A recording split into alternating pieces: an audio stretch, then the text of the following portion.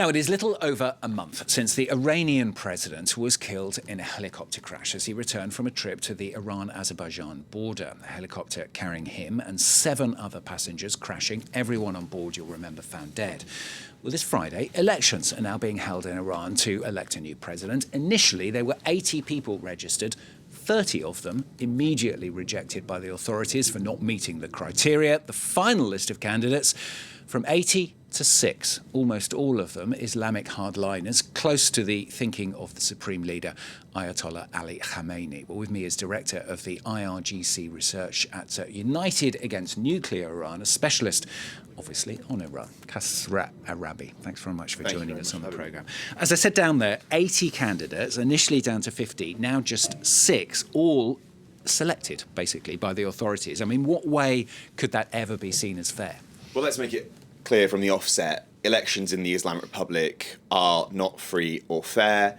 This is a totalitarian regime that has become more authoritarian in recent years, and elections are completely controlled by the supreme leader, 85-year-old Ayatollah Ali Khamenei. And there are various stages of election engineering, voter rigging in the regime. And one of the first stages is that the Khamenei-led Guardian Council, 6 individuals who are handpicked by Khamenei, directly or indirectly, whittle down the candidates to select individuals that have the consent of the Ayatollah. We have now got 6 individuals, and it should be said that all 6 are individuals that Khamenei has personally approved. So from your ultra-hardline individuals like Saeed Jalili, who was the former nuclear negotiator, or Mohammad Bagher Ghalibaf, the IRGC commander, right down to Massoud Pesan, who is now presenting himself as a so-called reformist. Elections don't matter in the Islamic Republic. They're highly engineered, and there's only one person's vote that really counts, and that's the 85-year-old Ayatollah. You mentioned Massoud Pesan. I mean, he's sort of seen as a bit of a relative moderate. You certainly say, as you said there, that's the way he pitches himself. Would you agree with that? Absolutely not. Let's make it absolutely clear again. The Islamic Republic cannot be reformed, and the so-called reformist elite are still part and parcel of the regime. Now, if we look at what Pezeshkian has said, now he's suddenly decided to put this veneer of a so-called reformist or a moderate. However, Massoud Pezeshkian fully endorsed the violent crackdown on Iranian protesters following the murder of Mahsa Amini, the 22-year-old Iranian girl who was killed by the so-called morality police for, quote, improper hijab. Pezeshkian fully endorsed that. And actually monitor what Pezeshkian has been saying live on TV. He has said that he is there to follow the orders of the supreme leader. Pezeshkian is part and parcel of the system, and the reason he's been brought into this, the reason he's been given a mandate to present this veneer of so-called reform is to, as we say in Farsi, heat up the election oven, to increase participation, to give, actually, it's mainly geared toward the outside world, to see if they can, the Khamenei's regime can shape the West's calculus and lead to a kind of easing of pressure on the regime. This is just a circus, as they say in Farsi, Sirke Intikhabat, and again, all candidates are Khamenei's men. What about the actual people of Iran? I mean, do they recognise everything you're saying there and carry on as normal? I mean, there are obviously supporters of the regime as well. The support base of the regime is a very, very small but radical constituency. If we actually take the numbers from the Revolutionary Guard itself, it has announced that there are 8 million true supporters of the regime, so 10% of the population. This is what the election, quote-unquote elections in inverted quotation marks, is really geared towards, that 8 million percent, that 8 million percentage of the population. However, for the overwhelming majority of Iranians, they've made it clear that you cannot change the Islamic Republic through the ballot box. And actually, since 2017, people have been on the streets calling explicitly for regime change. The overwhelming majority of Iranians will boycott these elections, let's call them selections. And this is really geared towards the small but radical constituency of the regime. There were even 4 women, weren't there, amongst that initial 80, obviously stood no chance. Absolutely. This is a misogynistic regime to its core. They're very, very clear that only a man can become president. And, that's cutting out 50% of the population. Another reason why this regime is simply not reflective of Iranian society. It does not represent Iranian values. It does not represent the people of Iran. And that's why the people of Iran have been on the streets calling for the downfall of the Islamic Republic in its entirety.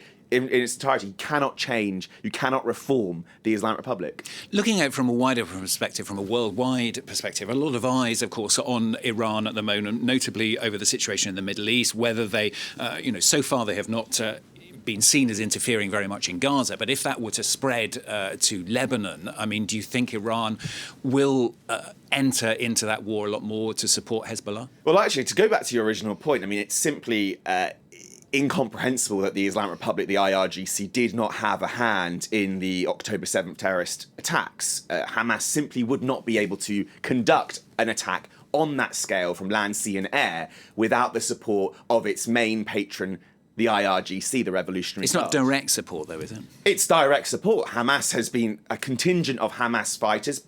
Paragliders were trained in Iran.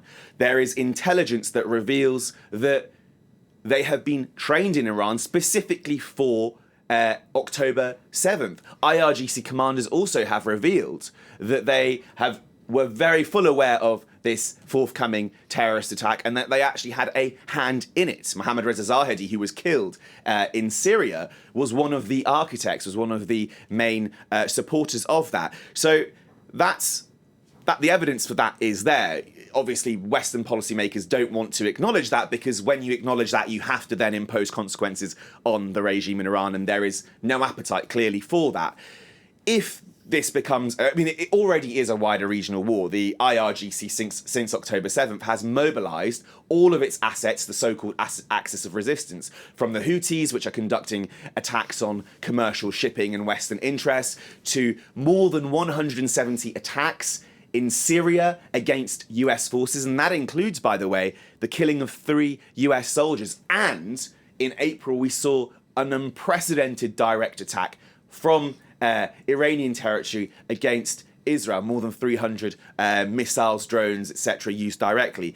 Now, if there is a conflict in southern Lebanon with Hezbollah, we can be sure that the IRGC will fully support Hezbollah.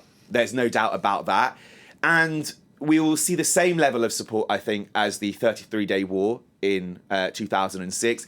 Let's not forget, there was an interesting snippet of Qasem Soleimani, the late Quds Force commander, in 2019, and he said that actually during the 2006 33-day war, he spent the majority of time in Lebanon. So we can expect that from Esmail Ghani, his successor. Do you think there could ever be a situation when Iranian troops are on the ground then? That's not how the regime in Iran operates. The regime in Iran, the IRGC, is not a conventional armed force. It doesn't operate as a state military. It's a institutionalized militia. It's trained in asymmetric warfare, militancy, terrorism, hostage-taking, hijackings. That's its modus operandi. You will see IRGC being deployed to southern Lebanon to coordinate, to train, but you won't see, this isn't a conventional war. It will be asymmetric. That's how they're trained. That's what their doctrine's geared towards. And that's how they have been fighting. And it's a large part of the reason why prescribing the IRGC as a terrorist organisation is so important, because they do not behave like a conventional armed force. Looking even further ahead, of course, the other big concern is whether Iran has or will have a nuclear bomb. Where do you think Iran is with that at the moment? The cohort around Khamenei, the inner circle of Khamenei, have recently, there's been a lot of chatter amongst them that actually, prior to a potential new administration in the White House, this is the best time to push for weaponization. Why? Because since October 7th, each time the regime has escalated, whether that be the killing of 3 US soldiers, whether that be unprecedented attacks, direct attacks against Israel, which, by the way, many thought was simply impossible. You have US officials on record saying that they would never take such a move. each time the regime in Iran, each time the IRGC has escalated in the past 6 to 8 months, the US has avoided imposing direct consequences on the regime. So what that's resulted in, it's shaped their calculus, it's made them believe that they can get away with escalation without facing consequences. They believe if there's a potential Trump administration in the White House in January of next year, there will be a much more robust policy towards the Islamic Republic. So therefore, that's shaping their calculus right now, that actually now, until then, might be the best time to weaponize. I have no doubt that the individuals around Khamenei, this young and ideologically extreme political class, as he calls it, the Javon or Hezbollah class, they seek nuclear weapons. If they haven't yet achieved that, that's partly because they're either incapable to achieve it, they don't have the expertise yet, but it's not for not wanting it. And you think they will have that expertise? Very, very, very briefly. Well, that's a very hard thing to predict. What we can state is the intent is there, and the signs that we can monitor. The IAEA, the UN Atomic Energy Agency, has confirmed that traces of 83% particles of uranium at nuclear sites. The intent is certainly there. Can they achieve it? We don't know. Are they deterred? The answer is no. The West, I think, has 8 months to make sure that the regime does not have the means to obtain a nuclear weapon, because if it obtains a nuclear weapon, that is an existential threat to the state of Israel. It's an existential threat, by the way, to the West and the Western interests, as well as the people of Iran, because it makes overthrowing the Islamic Republic much harder. Good to have you with us on the programme today. Thanks very much for coming in and talking to us, Kasra Aarabi, Director of IRGC Research at United Against Nuclear Iran. Thank you very much. Thank you very much.